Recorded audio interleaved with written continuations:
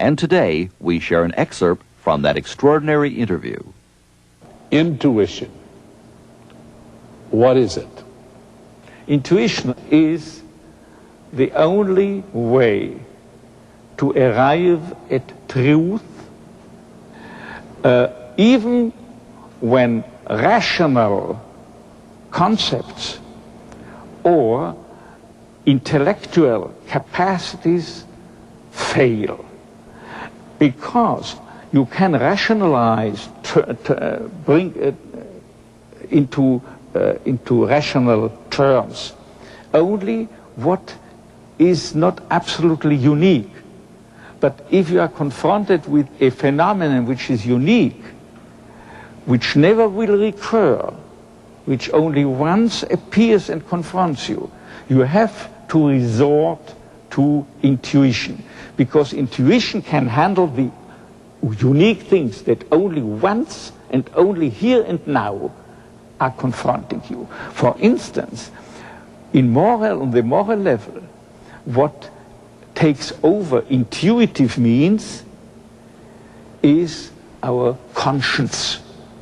Conscience is not just the superego, as the superego being the introjected father image, as Sigmund Freud taught us. Conscience is more than the outcome of some conditioning processes, as the behaviorists try to persuade you. Conscience is that organon built in the human condition, in la condition humaine, which can get hold of unique things, unique offers of a meaning potentiality to be actualized. You sound like Kant. I congratulate you, because it's absolutely right and pertinent, your remark. It is 50% of Kant's teaching. Yes, and there are few people in the world throughout history who really could digest it. Well, I don't think I digested it, but it surely impacted me. Maybe that was the reason. Maybe you must have digested it because it has nourished you, apparently. And it's probably set the soil that on a subconscious level made me hear what you were saying and receive what you were teaching and be responsive. Oh, this is interesting. You see, there's a great danger. Scientists are often reductionists. That is, they try to reduce the great human phenomena to something lower, to something that you find also on the subhuman level. If people say you may find everything actually also in animals, whatever a human being can develop, and on a mature level, conscience and love and so forth. This is not true. This reminds me of the story of two Jewish people who were struggling and fighting one another. The one had contended, the other's cat had eaten up 4 pounds of his butter. And then they went to the rabbi for a Solomonic judgment. And the rabbi said, now, how many pounds of butter? 4 pounds of butter. He ordered, bring me scales. And they brought scales. And then he put the cat on the scales, and it weighed 4 pounds. The cat, the weight of the cat was 4 pounds. Then the rabbi said, now I have the butter, but where is the cat? You see, now they find, of course, the pseudo-human properties in animals, but then they have to ask, where is man? The picture of the humanness of man had got lost, you see. This is reductionism. Reductionism preaching that love is nothing but sublimated sex. Love is intrinsically more. Freud distinguished among the sexual drive, the sex instinct, distinguish between a goal and an object. The goal is just getting rid of the tension of sexual tensions, and the object is the partner. Now, a partner on the human level is never an object, must never be used as an object, never be used as a means to an end. This is Immanuel Kant's second version of the categorical imperative. A human being must never be used merely as a means to an end. And so only on the human level you reach the that stage where the partner has been recognized and acknowledged as a human subject, not an object just to be used. But one step farther, one step higher, love is starting. Because in love, you not only recognize the humanness of your partner, but also the uniqueness of his or of him or of her. That is to say, only a loving person is capable of getting hold of the unique core of that other person who represents his love partner. Somebody said to me, well, if God is God, why doesn't he let us see him? I quoted this from the Old Testament. I said, well, the Old Testament says that no man shall see God and live.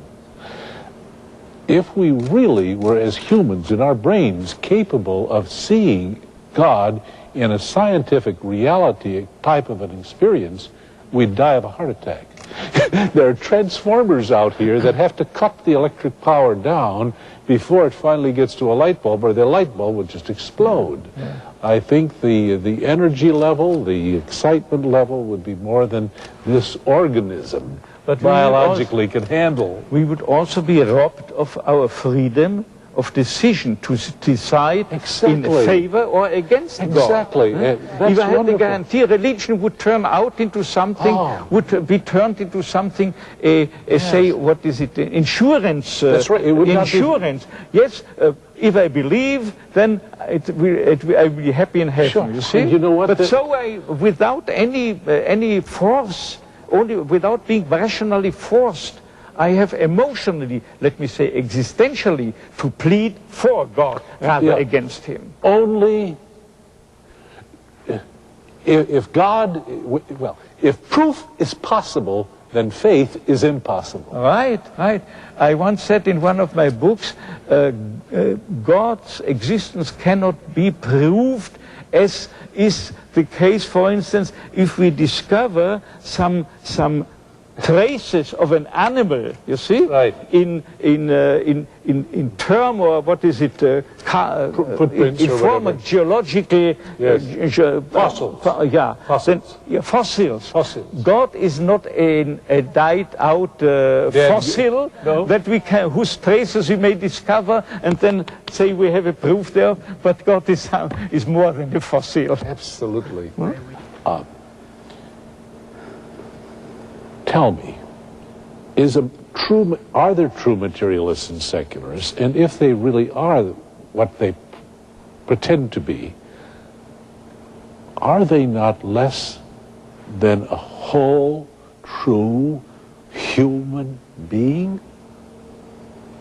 To my personal conviction, according to my only persuasion, I would say they are not consciously, but unconsciously, they still harbor, they still retained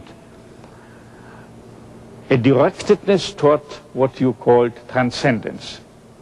But not, I must, as a medical professional, as a psychiatrist, whose clientele had always been a representation of religiously oriented and atheistically or agnostically oriented patients. I have to be strictly neutral. I'm never allowed, in contrast to you, for instance, never allowed, as it were, in extreme cases, to impose my Weltanschauung to anyone else. That's why I became a minister and not a psychiatrist. I thought about in my college days, maybe I should become a psychologist and psychiatrist. But I really felt, Dr. Frankl, that there are some human predicaments that are caused by the value system. And if I couldn't impose my value system into the therapeutic situation. You retain the freedom to speak out your own convictions and beliefs. In what I am. Which I'm not allowed to do, not even in my publications. Right. Only in a few instances I allowed explicitly myself to speak on the borderline between theology and psychology. And then I make the preface remark that what I'm saying now, throughout the next 8 pages, for instance, is nothing that you have to subscribe in order to call yourself a logotherapist. I understand. So this is my private opinion or conviction. Very good. Very professional. But there is an unconscious relationship to God, which I tried even empirically to reveal.